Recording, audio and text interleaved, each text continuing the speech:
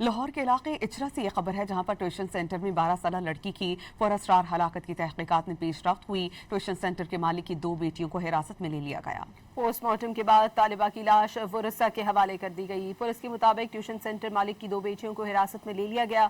मजमूई तौर पर ज़ेरे हिरासत 3 अफराद से तफ्तीश जारी है। इब्तदाई पोस्टमार्टम रिपोर्ट के मुताबिक लड़की के गले पर रस्सी के फंदे का वाज़ेह निशान मौजूद है।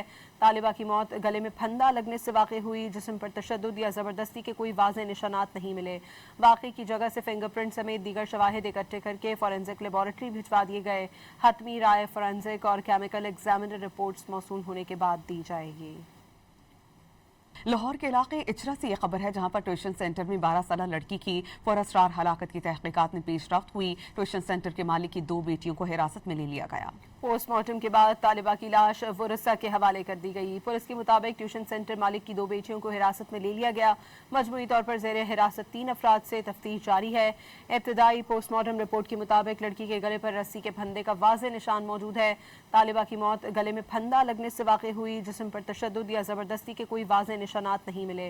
वाक़ई की जगह से फिंगरप्रिंट समेत दीगर शवाहिद इकट्ठे करके फॉरेंसिक लेबॉरेटरी भिजवा दिए गए।